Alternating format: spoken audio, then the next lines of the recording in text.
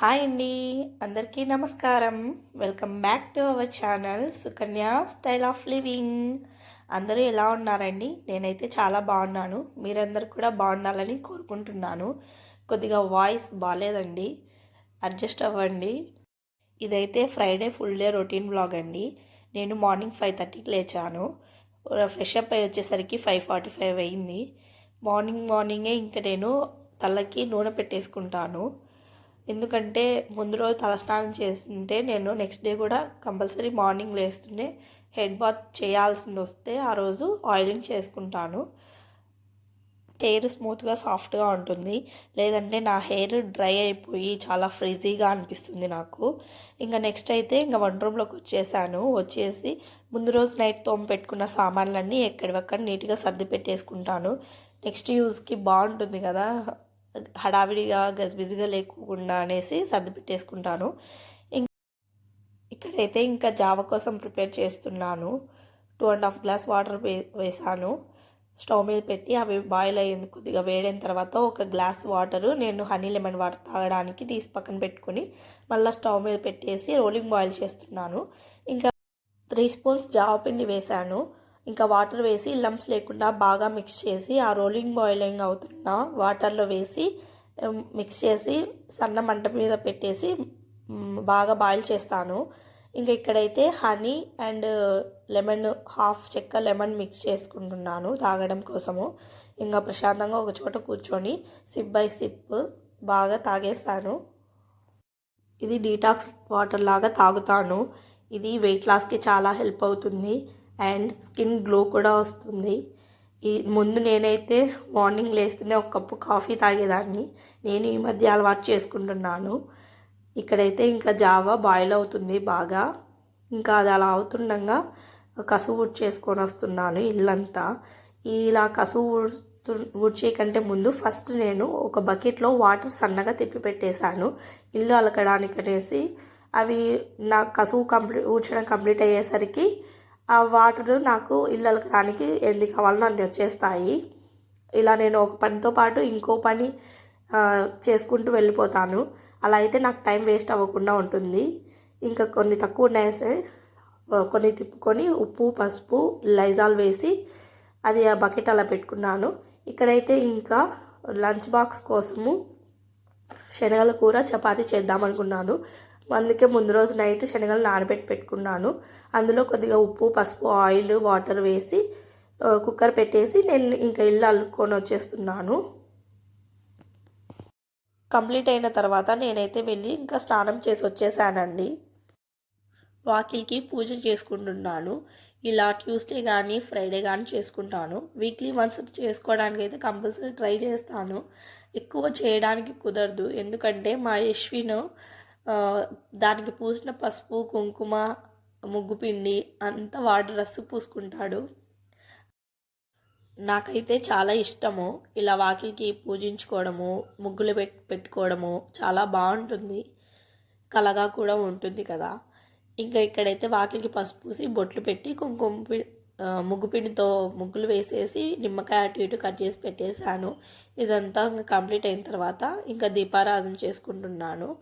ఇంకా దేవునికి దండం పెట్టేసుకొని ఇంకా వంట రూమ్లోకి వచ్చి పని చేసుకుంటున్నాను. ఇక్కడ నేనైతే ఉప్మా చేశాను. ఇంకా మా హస్బెండ్ అయితే ఇంకా శనగల కర్రీ చేశారు చపాతీలోకి. ఇంకా నెక్స్ట్ పాలు వచ్చేసాయి అని పాలు తీసుకొని ఒక గిన్నెలో వేసి పొయ్యి మీద పెట్టేశాను. అది అలా కాగేలోపు నేను చపాతీ పిండి కలుపుకుంటున్నాను. అక్కడే నిలబడి అలా పక్కకు వెళ్ళిపోయానంటే పాలన్నీ పొంగిపోతాయి. నాకు ఇప్పుడు ఇదే ప్రాబ్లము. అందుకు ఇలా కాదులే అనేసి ఇంక అక్కడే నిలబడి చపాతీ పిండి కలుపుకున్నాను. అది అలా కలిపేలోపు పాలు కూడా పొంగాయి. ఆఫ్ చేశాను. ఇంకా నేను ఆ పని చేసుకుంటుండగా మా హస్బెండ్ మా యశ్విన్కి స్నానం చేసి పంపించారు. ఇంకా నేను వాడిని రెడీ చేస్తున్నాను. ఇక్కడైతే అబ్బాయిలను రెడీ చేయడం అంటే ఏముంటుంది, జస్ట్ మాయిశ్చరైజర్ పూసి డ్రెస్ వేసి తల అలా అలా దువ్వేస్తే అయిపోతుంది. ఇంకా మా యశ్విన్ది కొద్దిగా డ్రై స్కిన్ కాబట్టి వింటర్ అయినా సమ్మర్ అయినా ఏదైనా మాయిశ్చరైజర్ కంపల్సరీ పూయాల్సిందే. ఇంకా మీ అందరికీ ఇక్కడ హాయ్ చెప్తున్నాడు మా యశ్విన్. ఇంకా అలా రెడీ చేయడం అయిపోయిన తర్వాత ఇంకా వంట రూమ్లోకి వచ్చేసి లంచ్ బాక్స్ కోసము ఇంకా చపాతీ ప్రిపేర్ చేస్తున్నాను. ఇక్కడ చపాతీకి ఈ శనగల కర్రీ కాంబినేషను సూపర్ ఉంటుంది. ఎవరైనా ట్రై చేయకపోతే మీరు ట్రై చేయండి. ఇక మా హస్బెండ్ లంచ్ బాక్స్ సర్దేశాను. చపాతీ, శనగల కర్రీ అండ్ జావ పెట్టేశాను. ఇంట్లో తాగలేదు ఆయన, అందుకు బాక్స్ పెట్టేశాను. ఇక మా హస్బెండ్ టిఫిన్ తింటున్నారు. ఇంకా ఉప్మా కాంబినేషన్గా నేను ముందు వీడియోస్లో చెప్పాను కదా పప్పుల పొడి చేశానని, ఇంకా అది వేసుకొని తింటున్నారు. ఇంకా ఇక్కడైతే మా అశ్విన్ కూడా టిఫిన్ పెట్టేశాను. ఇంకా టిఫిన్ చేసి మా హస్బెండ్ వెళ్ళిపోయారు. ఆయన వెళ్ళిపోయిన తర్వాత నేను కూడా కొద్దిగా టిఫిన్ తిని ఇంకా జావ తాగుతున్నాను. జావ తాగిన తర్వాత ఇంకా చాలా పనులున్నాయి. బయటికి వెళ్ళే పని ఉందనేసి ఒక వాటర్ బాటిల్ తీసుకొని ఇంకా బ్యాగ్లో పెట్టేసుకొని వెళ్ళిపోయాను మా అశ్విన్ని తీసుకొని. తర్వాత వెళ్ళి వచ్చేసానండి. వచ్చిన తర్వాత ప్రశాంతంగా కూర్చొని కొద్దిగా వాటర్ తాగి అలా రిలాక్స్ అవుతున్నాను. ఎక్కువసేపు రిలాక్స్ అవ్వడానికి ఏం లేదు, ఇంకా చేయాల్సిన పనులు ఇంట్లో చాలా ఉన్నాయి. మా యశ్విన్కి లంచ్ ప్రిపేర్ చేయాలి మళ్ళీ. ఇంకా వాడి కోసము అన్నం చేశాను. ఇంకా తర్వాత ఇక్కడైతే శనగల కర్రీ కూడా చేశాను వాడికి కూడా. తర్వాత ఇక్కడైతే ఈ నెక్స్ట్ డేకి బ్రేక్ఫాస్ట్ కోసము ప్రిపేర్ చేసుకుంటున్నాను. మిల్లెట్ దోశ ప్రిపేర్ చేద్దామనుకున్నాను. ఇంకా ఇక్కడైతే 1 కప్పు ఉద్దిబ్యాళ్ళు, 2 కప్స్ జొన్నలు 1:2 రేషియోలో తీసుకోవాలి. అవి బాగా వాటర్తో వాష్ చేసి వాటర్ పోసి నానబెట్టాలి. నేనైతే ఇక్కడ మెంతులు, శనగబ్యాళ్ళు కూడా వేస్తాను. అవి వేయడం మర్చిపోయాననేసి మళ్ళీ తీసుకొని ఉద్దిబ్యాళ్ళల్లో వేస్తున్నాను. 1/2 స్పూను మెంతులు, 1.5 స్పూన్ అలా శనగబ్యాళ్ళు వేసి మళ్ళీ మూత పెట్టేసి పక్కన పెట్టేశాను. ఇంకా మా యశ్విన్ కర్రీ అవి చేశాను కదా, అవి కూడా డిష్ అవుట్ చేసి సింక్లో వేసాను. 2 ఎగ్స్ బాయిల్ చేసి పెట్టుకున్నాను ఆఫ్టర్నూన్ లంచ్ కోసము. ఇంకా వంట పని అంతా కంప్లీట్ అయిపోయిన తర్వాత మా యశ్విన్కి ఆడుకోవడానికి బొమ్మలు ఇచ్చేసి ఇంకా నేను సింక్లో ఉన్న సామాన్లన్నీ కడిగేసుకుంటున్నాను. చాలా అయిపోయాయి, అందుకు కడిగేశాను. ఇంకా నేను మా యశ్విన్ ఆఫ్టర్నూన్ లంచ్ చేసేసి కొద్దిసేపు రెస్ట్ తీసుకున్నాము. ఇది లేచిన తర్వాత ఈవినింగ్ క్లిప్ 4:30కి అలా లేచాము. మా యశ్విన్కి బనానా పెట్టేశాను స్నాక్గా. ఇంకా నేను కూడా బనానా తినేసి ఇల్లంతా నీట్గా కసువు ఊడ్చుకొని వచ్చేసాను. ఇంట్లో ఊడ్చేసాను. ఇంకా నెక్స్ట్ బయట కూడా ముగ్గు పిండితో ముగ్గులు వేసి అంతా చేశాను కదా, అదంతా కూడా నీట్గా బాగా ఊడ్చుకొని వచ్చేసాను. నెక్స్ట్ డే మార్నింగ్కి కొంచెం ఈజీగా ఉంటుంది కదా అనేసి. ఇంకా అది అయిపోయిన తర్వాత నేను మామూలుగా అయితే ఆఫ్టర్నూన్ పడుకోను, కానీ పడుకున్నాను కదా, అందుకు ఫుల్ హెడేక్గా ఉందనిపించింది. అందుకు ఇంకా ఈ పని అంతా అయిపోయిన తర్వాత కాఫీ తాగి కొద్దిసేపు కూర్చున్నాను. అల్లం వెల్లుల్లి పేస్ట్ అయిపోయిందని చెప్పాను కదండి ముందు వీడియోస్లో, అందుకు అల్లం వెల్లుల్లి పేస్ట్ ప్రిపేర్ చేసుకుంటున్నాను. దాంతోపాటు నైట్ డిన్నర్ కోసం కూడా ప్రిపేర్ చేస్తున్నాను. ఇక్కడైతే ఇంకా అల్లము నీటిలో నానబెట్టేసి తెల్లవాయలు ఒలిచి పెట్టేసుకున్నాను. ఇంకా తర్వాత అల్లం కూడా బాగా 2-3 టైమ్స్ వాష్ చేశాను. ఇంకా ఇదైతే పాస్తా చూపిస్తున్నా, 0% maida, wheat semolina pasta. Water boil చేయడానికి ఉప్పు, కొద్దిగా ఆయిల్ వేసి బాగా బాయిల్ అయిన తర్వాత 2 కప్స్ పాస్తా వేసాను. అది అలా ఉడుకుతుండగా ఇక్కడైతే మిక్సీ జార్లో అల్లము, తెల్లవాయలు, పసుపు, ఉప్పు, కొద్దిగా ఆయిల్ వేసి బాగా మిక్స్ పట్టేసుకొని ఒక బాక్స్లో తీసుకొని పక్కన పెట్టేసుకున్నాను. ఇలా చేసి పెట్టుకోవడం వల్ల నాకు వంట చాలా ఫాస్ట్గా తయారైపోతుంది. ఇంకా నెక్స్ట్ మిగిలిన తెల్లవాయలు కూడా ఒక బాక్స్లో తీసుకొని ఫ్రిడ్జ్లో స్టోర్ చేసుకుంటాను. ఇంకా అది అలా అయిపోయిన తర్వాత పాస్తా ఉడికిందనేసి స్ట్రైనర్లో వేసాను. అలా మళ్ళీ అదే గిన్నెలో వేసి చల్లనీళ్ళు వేయాలి, నార్మల్ వాటర్. అలా వేయడం వల్ల పాస్తా ఒకదానికొకటి అంటుకోకుండా ఉంటుంది.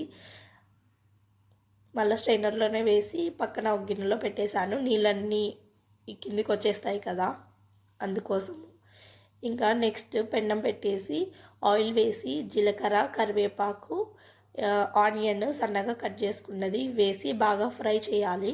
ఫ్రై అయిన తర్వాత అల్లం వెల్లుల్లి పేస్ట్ కొద్దిగా వేసి బాగా ఫ్రై చేయాలి. తర్వాత పెద్ద టమాటో అయితే 1, చిన్నవి అయితే 2 వేసి బాగా మగ్గనివ్వాలి. ఇలా గెంటుతో అలా స్మాష్ చేసుకొని పసుపు, కారము, ధనియాల పొడి వేసి మసాలాలంతా బాగా ఫ్రై చేసిన తర్వాత పాస్తా వేసాను. పాస్తా వేసి బాగా మిక్స్ చేయాలి, ఆ మసాలా అంతా బాగా పట్టాలి. తర్వాత కొద్దిగా గరం మసాలా అండ్ కొంచెం మిరియాల పొడి కూడా వేసి బాగా మిక్స్ చేసి మూత పెట్టేసి కొద్దిగా బాగా మసాలాలంతా పడతాయి మూత పెట్టి మగ్గనిస్తే. అంతే అండి, ఎలాంటి సాసులు ఏమీ లేకుండా ఇంట్లోనే మనం ఇలా ఈజీగా సింపుల్గా పాస్తా చేసుకోవచ్చు. టేస్ట్ అయితే చాలా బాగుంటుంది.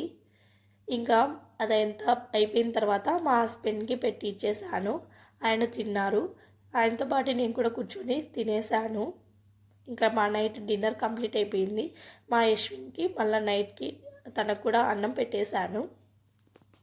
ఇంకా మా ముగ్గురికి డిన్నర్ కంప్లీట్ అయిపోయిన తర్వాత ఇంకా జొన్నలు ఉద్దిబెల్లు అవి నానబెట్టుకున్నాను కదా, నెక్స్ట్ డేకి బ్రేక్ఫాస్ట్ కోసము అవి గ్రైండర్ వేస్తున్నాను. గ్రైండర్ వేసే ముందు మాత్రమే అటుకులు 1 కప్పు తీసుకొని అవి కడిగి నానబెట్టుకున్నాను. అవి గ్రైండరు వేసినాం కదా, అవి హాఫ్ గ్రైండ్ అయ్యేలోపు ఇవి అటుకులు నానిపోయి ఉంటాయి. తర్వాత అవి వాటర్ స్క్వీజ్ చేసి వేసేయాలి. అంతే, ఇది పిండి అంతా గ్రైండ్ అయిపోయింది. ఇంకా తీసేసాను. ఇంకా మూత పెట్టి పక్కన పెట్టేసుకుంటే రేపు నెక్స్ట్ డే మార్నింగ్కి బాగా ఫర్మెంట్ అయిపోతుంది. గ్రైండర్కి వేసే పని అయితే ఇలా అన్నీ ఒకేసారి వేసేయచ్చండి. ఒకవేళ మిక్సీ జార్లో వేసుకోవాలంటే ఫస్ట్ జొన్నలు గ్రైండ్ చేసుకోవాలి సపరేట్గా, ఉద్దిబ్యాలు సపరేట్గా గ్రైండ్ చేసుకోవాలి. అన్నీ కలిపి గ్రైండ్ చేస్తే మెత్తగా మెదగవండి. ఈ జొన్న దోశలు అయితే హెల్త్కి చాలా మంచిదండి. పిల్లలకైతే చాలా బలము. ఎవరైనా తినచ్చు ఈ జొన్న దోశలు. దీనికి కాంబినేషన్గా ఎర్రకారం అయితే చాలా బాగుంటుంది. రాయలసీమలో చేస్తాం. ఈ జొన్న దోశలు వెయిట్ లాస్కి చాలా మంచిది అండ్ డయాబెటిక్ పేషెంట్స్ అందుకు ఎవరైనా తీసుకోవచ్చు. ఇంకా ఇక్కడైతే నేను డిన్నర్ కోసం పడ్డ సామాన్లు ఇంకా గ్రైండర్కి వేసాను కదా, అవన్నీ సామాన్లు అన్నీ నీట్గా కడిగి వాష్ చేసి పెట్టుకుంటున్నాను. అంతే అండి, ఇంకా అవన్నీ అయిపోయిన తర్వాత పడుకున్నాము. మీ అందరికీ ఈ వీడియో నచ్చినట్లయితే లైక్ చేయండి, మీ ఫ్రెండ్స్ అండ్ ఫ్యామిలీ మెంబర్స్తో షేర్ చేయండి, సబ్స్క్రైబ్ చేసుకోండి. పక్కనే ఉన్న బెల్ ఐకాన్ క్లిక్ చేసి ఆల్ క్లిక్ చేయడం ద్వారా నేను వీడియోస్ పెట్టిన వెంటనే మీకు నోటిఫికేషన్ వస్తుంది. సో దట్ మీరు వీడియోస్ మిస్ అవ్వకుండా చూడగలరు. Thanks for watching. Bye YouTube family.